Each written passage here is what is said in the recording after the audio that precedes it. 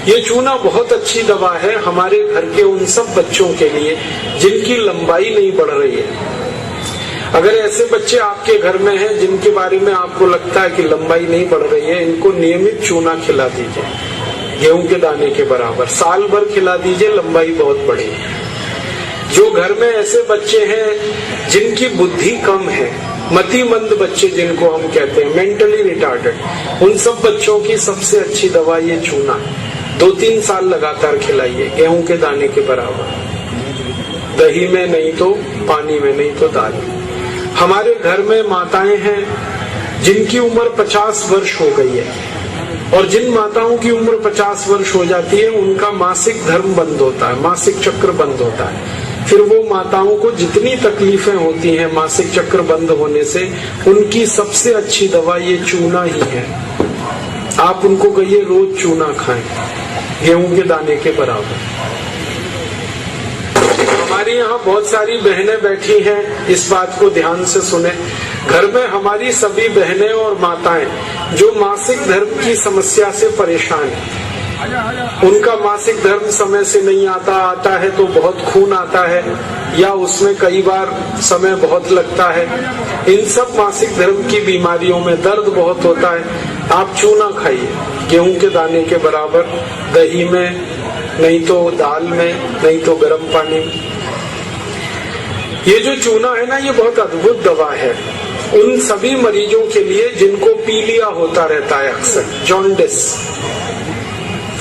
जिनको भी जॉन्डिस होता है उनको आप गन्ने के रस में गेहूं के दाने के बराबर चूना मिला के दीजिए। आधा गिलास गन्ने का रस, गेहूं के दाने के बराबर चूना, बहुत जल्दी पीलिया ठीक होगा और बार बार पीलिया होना बंद होगा।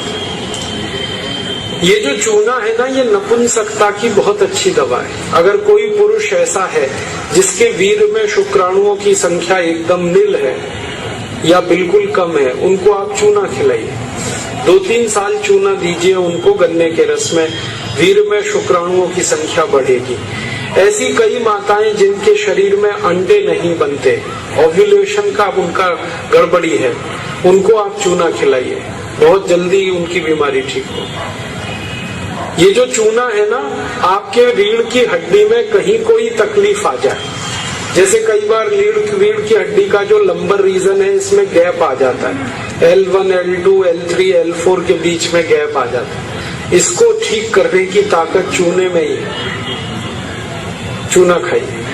कभी हड्डी क्रैक हो जाए तो हड्डी को जोड़ने की सबसे ज्यादा ताकत चूने में, चूना खाइए। एड़ी की दर्द है, पैर की एड़ी का दर्द है, चूना खाइए, ठीक होगा। पंजों में दर्द है, चूना खाइए, ठीक हो।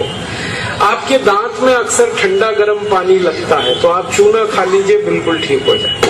दांत में कीड़े बहुत लगते हैं, चूना खाइए, नहीं लगेंगे। दांत हिलते हैं, कमजोर हैं, चूना खाइए, मजबूत हो जाए। ये एक चूना 70 बीमारियों में काम आता है, 70। और ये ईश्वर ने हमें सबसे ज्यादा दिया है, 70 बीमारियों में काम आता है। आप कभी भी इसको याद रखिए। मैं सबको यही कहता रहता हूं कि आप चूना खाइए, चूना लगाइए मत कभी किसी को। ये चूना लगाने के लिए नहीं है, खाने के लिए।